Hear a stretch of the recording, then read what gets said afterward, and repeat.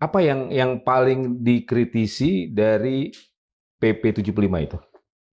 Pertama, UI mewakili kebenaran, keadilan, dan sains ya. Jadi agak janggal kalau kita melihat peraturan yang sebetulnya netral sekali seperti Statuta UI diubah menjadi sebuah peraturan pemerintah yang tidak bisa diubah.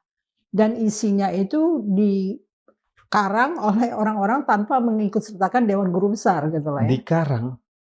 Ya dibuat, dia katanya sih menyogok Departemen Pendidikan, menyogok bagian Hukum ya, dan sebagainya sehingga itu bisa cepat lolos. Padahal tidak mengundang Ketua DGB yaitu Prof. Harkristuti. Tidak melibatkan Dewan Guru Besar. Ya. Internal UI juga tidak dilibatkan. Udah lama sih konfliknya sejak Prof. Haris mampu menyingkirkan Prof. Ocha. Prof. Ocha disingkirkan karena Prof. Haris ingin menduduki Warek 1 dan Warek 1 itu yang melakukan perubahan-perubahan ini. Tapi kan ganjarannya untuk beliau kan tinggi juga. Beliau menjadi Menteri Ristek Dikti ya. Lalu sekarang masih berpengaruh sebagai penasehat di dewan lainnya ya, kementerian apa saya lupa. Oke, dan PP 75 kan disebut-sebut dikeluarkan untuk mengakomodir Ari Kunchoro saat itu, Rektor UI yang juga menjabat sebagai Komisaris BUMN kan, Bu? Ya, bukan mengakomodir itu, tapi mengakomodir rejim sebetulnya, bukan hanya Prof. Ari. Prof. Ari kan hanya bagian dari rejim tersebut ya, mungkin yang menduduki UI sehingga UI bisa dikendalikan. Rezim Jokowi? Rezim Jokowi, ya. Jadi bukan untuk kepentingan Prof. Ari Kunchoro, tetapi Ari Kunchoro kebetulan yang menjadi fasilitator dari semua proses ini gitu loh. Apa kepentingan rezim Jokowi terhadap UI saat itu? Ya semoga tidak ada demo-demo terhadap dia gitu kan. Itu kan menjelang pemilihan dia kedua kalinya ya. Jadi diamankan lah istilahnya. Tetapi jelas bahwa itu mengurangi bobot pengetahuan dan kebenaran, etika, moral, norma ya. Itu dilanggar semua. Padahal sebetulnya seorang dosen melakukan penelitian atau kerja-kerjanya itu penuh dengan etika dan syarat-syarat untuk benar-benar jujur dalam mengungkapkan kebenaran, dan itu bisa jalan pintas dihilangkan dengan hilangnya aturan-aturan yang dijaga oleh Dewan Guru Besar. Harusnya Dewan Guru Besar yang menaikkan pangkat seseorang dengan kum-kumnya, dengan penghitungan. Sekarang penghitungannya itu beda dengan sebelumnya. Jadi bukan lagi diawasi oleh Dewan Guru Besar, tapi membuat panitia pengukuran kum itu dari fakultas masing-masing. Dan dekan tidak punya kuasa karena dekan itu adalah bawahan dari rektor, yang terpusat kekuasaannya adalah rektor UI. Oke. Jadi menurut Ibu Susi, PP 75 dikeluarkan oleh Jokowi untuk membungkam UI? Kalau saya simpulkan demikian, atau itu sebenarnya pemikiran Pratikno, karena Jokowi kan nggak paham ya tentang perguruan tinggi ya. Pratikno kan mantan rektor UGM, jadi dia berkepentingan untuk melihat UI agak terbelenggu kurang lebih gitu ya, dibandingkan UGM yang akhirnya kita tahu sendiri ini turbulensi ini kan mengenai ijazah Jokowi itu kencang juga. Jadi kalau misalnya UI belum dibelenggu mungkin akan lebih dahsyat gitu loh akibatnya kepada diskursus yang ada di bangsa ini. Saat itu apakah memang pressure UI terhadap pemerintahan Jokowi cukup besar, Ibu? Kan pernah Ketua BEM UI memberikan kartu kuning kepada Jokowi dan juga mengatakan dia adalah presiden talk only gitu loh. King of lip service. King of lip service, that's right. Ingat Pak Marji. Oke. Oh jadi karena itu? Mungkin ya, karena seorang pejabat di Indonesia itu layaknya diperlakukan seperti raja. Apakah dia betul-betul qualified sebagai seorang raja, tapi semua itu menyembah kepada kekuasaan. Jadi akhirnya orangnya juga lupa asalnya, lupa bahwa dia dipilih oleh rakyat dan amanahnya itu harus benar karena dia dititipkan kekuasaan oleh rakyat itu dan dia harus memikirkan.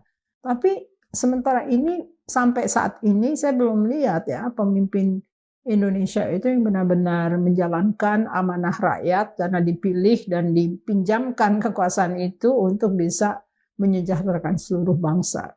Harusnya kan kritik dari mahasiswa dari kalangan kampus itu bisa menjadi energi tersendiri kan untuk pemerintah kan? Ya, tapi kalau norma yang harusnya diukur oleh Dewan Guru Besar dihilangkan, norma etika dan moral, ukurannya itu tidak lagi dilakukan oleh para guru besar, diberikan itu kepada senat universitas, itu tidak sama. Karena Dewan Guru Besar tujuannya adalah menakar apakah ini benar-benar sudah bermoral, beretika, dan bernorma gitu lah ya. Jadi diubah supaya masalah-masalah itu tidak penting. Seperti kita melihat dalam kasus Pak Bahlil, bisa menjadi calon doktor dengan disertasi yang dianggap plagiat atau mengambil data dari orang lain yang tidak benar. Dan itu diramu oleh orang UI sendiri. Seperti saya katakan, UI itu bukan satu tempat yang semuanya suci. Ada juga yang tidak suci, ada juga yang jahat, ada juga yang oportunis. Jadi pada saat itu kejebak, dan sekarang malah UI dipaksa untuk menggolkan beliau ini tanpa revisi disertasi yang sebenarnya diusulkan oleh Dewan Guru Besar, minta diluluskan. Oke. Nah, dengan intervensi kekuasaan di era Jokowi, berarti UI sebagai kawah candra di muka kaum cendekia sudah tidak maksimal atau tidak. Dan dibuka kemungkinan orang-orang parpol masuk sebagai calon MWA UI. Artinya mereka masuk ke dalam ranah perguruan tinggi yang sebetulnya mereka tidak harus masuk. Dan dalam hal ini mereka bisa mendesak untuk mendapatkan doktor kehormatan atau profesor kehormatan dan sebagainya. Jadi universitas sudah menjadi tempat untuk menipu rakyat dengan titel-titel palsu. Itu yang masalah sekarang. Menipu rakyat. Iya kan, kalau namanya dia di guru besar kehormatan atau doktor kehormatan kan sama posisinya dengan guru besar yang benar-benar merangkak dari bawah. Tapi itu belum terbukti sekarang. Tapi itu terbuka kemungkinan Bapak Parpol ikut masuk, dan nyatanya ketua MWA kita adalah orang NU, Pak Stakuf, yang menyisipkan pembicara-pembicara Zionis untuk menjadi pembicara di kalangan mahasiswa. Jadi dengan masuknya ormas dan parpol yang dari luar UI, tentunya nasihatnya berbeda dengan kalau misalnya seorang guru besar yang menjadi ketua MWA misalnya gitu, pasti beda. Karena misalnya sebuah fakultas ingin mengusulkan sesuatu seperti dikatakan oleh Prof. Ratna Sitompul, pasti ada nilai-nilai bagus yang akan diusulkan oleh fakultas itu. Tapi kalau orang luar sama sekali kan bisa dia melakukan itu, lalu rektor responsnya aja, saya khilaf. Tapi sebetulnya udah masuk tuh unsur-unsur yang akan menguatkan kecenderungan rezim ini untuk mendekati dirinya pada Israel. Yang sebetulnya bertentangan dengan Undang-Undang Dasar 45, karena harusnya kita mendahulukan kemerdekaan Palestina. Bagaimana ini? Akhirnya kalau kita mengadakan hubungan diplomatik dan mempersiapkan kalangan Zionis untuk terlibat dalam perekonomian Indonesia juga, itu kita bayangkan bagaimana akibatnya nantinya. Ya, yang paling mendasar apa dampak buruk dengan keluarnya PP 75 tahun 2021 yang mengubah statuta UI ini? Pertama, dosen diawasi, ada surveillance. Dosen mengatakan kritik bisa dipecat. Oke. Juga ada elemen bisa dicabut juga kesarjanaannya. Juga kemungkinan orang luar masuk, memaksakan diri. Ya kan namanya kekuasaan ya. Andai kata kita bisa bilang Bapak Bahlil berusaha untuk gol kan bisa ngacak-ngacak.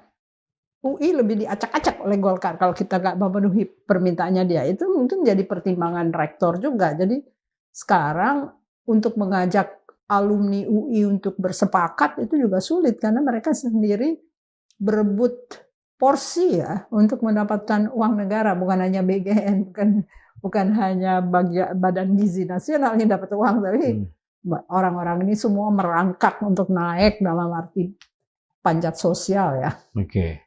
Untuk aktivitas mahasiswa, Bu, apa dampaknya? Statuta. Oke, dampaknya satu, dosen tidak bisa mengumpulkan mahasiswa kecuali untuk kuliah. Jadi kita tidak punya pengaruh gitu, misalnya, ayo kita pergi protes kepada rektor atau protes kepada menteri atau nggak bisa dosen yang mengajak. Karena dosen hanya boleh bilang ya ini ada mata kuliah disumbangkan oleh orang lain, silahkan datang ke kelas saya. Itu bisa. Tapi kalau misalnya menyaksikan, seperti saya mengundang kawan-kawan ketika kita bikin pernyataan di Rotunda UI tentang masalah-masalah negara, saya undang kawan-kawan hanya 3 yang muncul. Yang lain bilang kami nggak boleh untuk berada dalam satu situasi di mana ada mahasiswa, ada dosen, ada profesor, kalau itu tidak berupa panggilan untuk kelas. Itu batasannya. Bu, penolakan terhadap PP 75 tahun 2021 kan sebenarnya cukup besar ya, baik dari Dewan Guru Besar, kemudian termasuk dari Senat Mahasiswa ya. Termasuk dari universitas daerah-daerah, karena kami mendengarkan aspirasi, pandangan mereka juga. Jadi untuk tahu bahwa ini terjadi di UI. Tapi kan urusan di daerah lebih runyam ya dibandingkan UI. Kalau kita ingin mempertahankan masalah kebenaran, keadilan, dan saintifik itu ya harus benar-benar hanya masalah UI di dalam ya. Jadi itu agak susah kalau misalnya yang Pemda punya universitas lalu kami ingin mereka sama dengan kami, perasaannya mungkin juga agak sulit ya. Karena normanya berbeda. Ibu Susi, penolakan terhadap PP 75 itu kan sangat besar ya, dari Dewan Guru Besar, kemudian dari Senat Mahasiswa. Tapi mengapa sampai hari ini belum juga dibatalkan? Prof. Harkristuti mencoba menulis surat kepada Seknek ya, untuk bisa bertemu dengan Jokowi, tidak dijawab. Lalu akhirnya beliau dan beberapa guru besar lainnya mencari koneksi untuk bisa masuk melalui Pak Hendro Priyono. Masuk dengan Pak Hendro Priyono, ada Pak Jokowi, ada Pak Luhut Binsar Panjaitan, dan guru besar sebenarnya yang meminta agar statuta dikembalikan seperti aslinya. Tapi itu ditolaklah oleh Pak LBP. Pak Luhut. Ya, jadi akhirnya percuma saja mengadakan pertemuan tingkat tinggi, tapi tidak. Alasannya? Oh, nggak tahu ya, saya tidak berada di situ, jadi alasannya pokoknya tidak bisa diubah. Intinya tetap jalan? Tetap jalan. Oke. Menurut Ibu Susi, mengapa yang disasar oleh rezim Jokowi UI? UI kan namanya membawa ancaman bagi rezim. Kalau misalnya rezim itu tidak memenuhi kebutuhan untuk menyejahterakan rakyat, kan kita tujuannya adalah kita adalah wakil dari suara-suara yang belum didengar.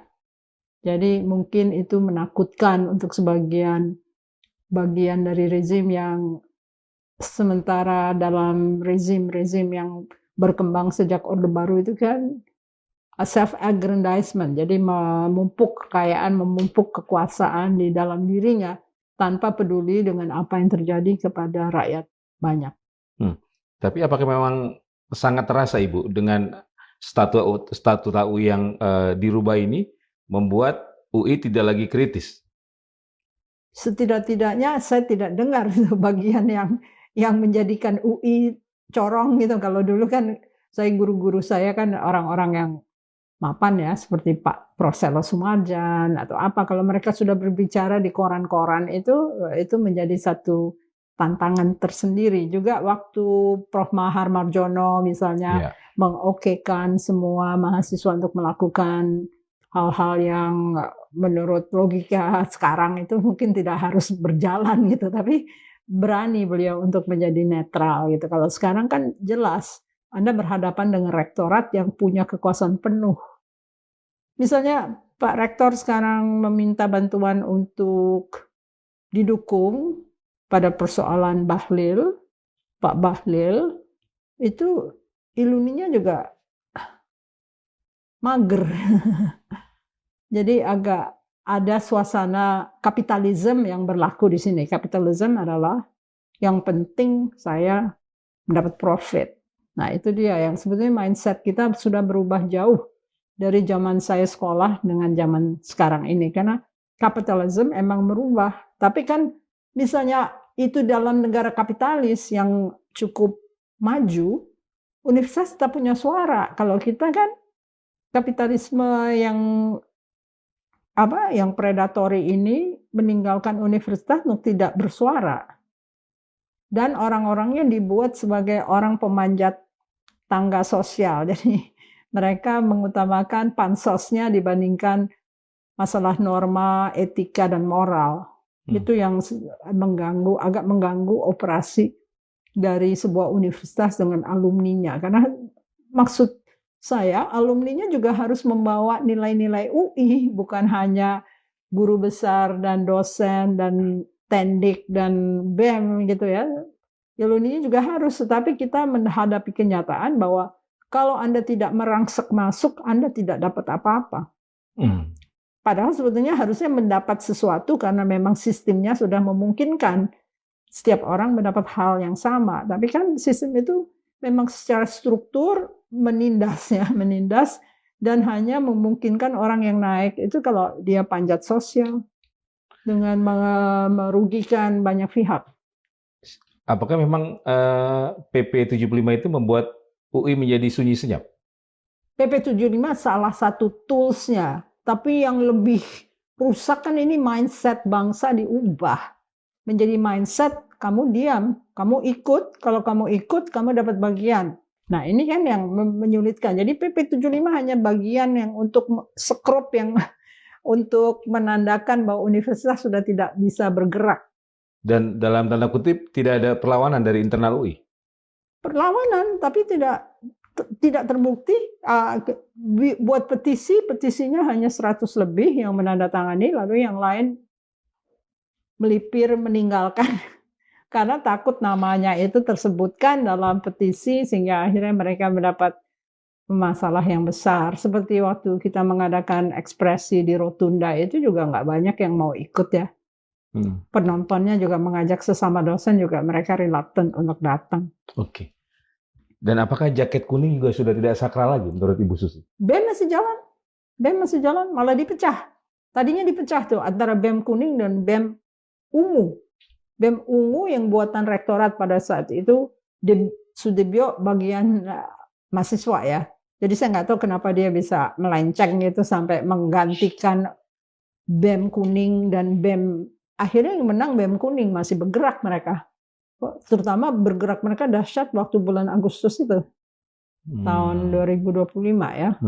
Yang ada Pak Ojol kelindes itu. Tapi sekarang juga mereka masih bergerak. Kemarin bergerak untuk menolak MBG. Mereka pergi ke Dikti. Ya, sekarang MBG juga dipaksakan ke universitas. Jadi buat saya ini semacam film horor ya yang kita saksikan. Harusnya kan kita berhubungan selayaknya sebagai bangsa yang mencintai negeri ini, bagaimana untuk membuat tindakan-tindakan yang paling cocok agar negeri ini maju. Media juga dibungkam. Media itu dibungkam dengan pendanaan dari kalangan partai yang berkuasa ya.